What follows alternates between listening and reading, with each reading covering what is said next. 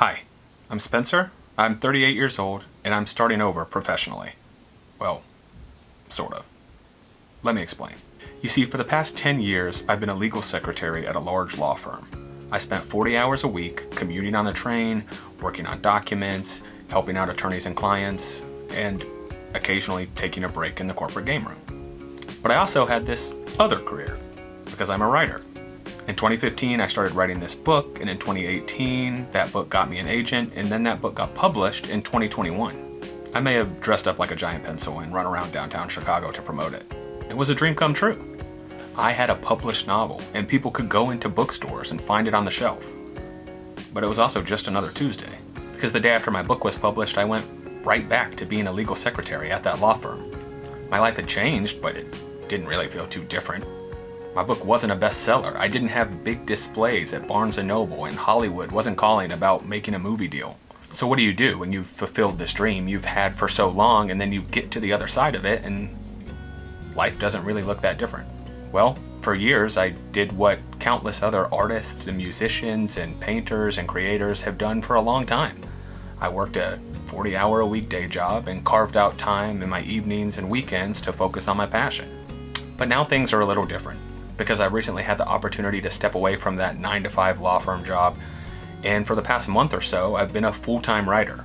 And by that I mean I've been able to focus those 40 hours a week on writing. I don't mean that I'm making a full-time salary from my writing, not by a long shot.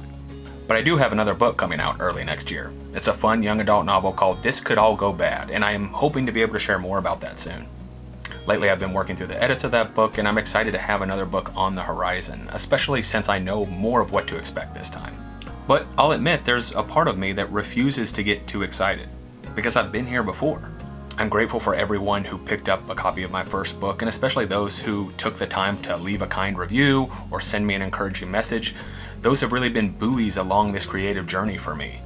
But I'm still fighting my doubts daily. What if I'm never good enough to be a full-time writer? What if my writing never finds its audience? What if this is the last book of mine that gets published? It can be hard to keep going, though lately I've been trying to remember that I can only control the input and not the outcome. If you've ever worked in an office like me and asked someone how they're doing, you've probably had someone respond with, "Living the dream."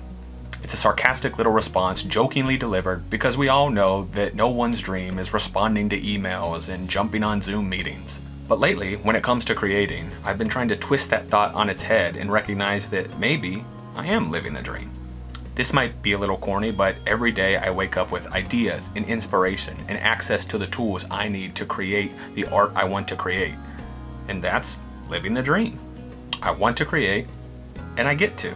I know this shift in thinking for creatives isn't easy, and I'm not pretending it's been easy for me. All the time I'm like, oh, but I'm not rich. People aren't complimenting my work all the time. I'm not able to afford a house. But I'm starting to recognize that maybe those things are the fantasy, not the dream. Getting to make something from nothing, that's the dream. If you're anything like me, when you were a kid, you probably loved coloring or drawing or building things with blocks, and you weren't worried about whether those things were good or well received. You just liked getting to be creative. And personally, I'd like to return to that state of freedom. And don't get me wrong, I still realize that there's a place for examining your work critically and asking for feedback and trying to improve what you've made, but that's not what I'm talking about here. What I'm talking about here is the attitude with which you approach the creative process. Because if you're constantly thinking about whether something is popular or whether it will enlarge your bank account, you're never going to create something truly interesting. You're only going to end up copying popular things that are already out there, but it will lack any sort of real genuine voice or personality. So as you create, I hope you don't see it as a chore or a burden. I hope it brings you joy. That's something I'm trying to relearn as someone who's starting over as they approach 40, as someone who hasn't made it yet. I hope you recognize that you're living the dream.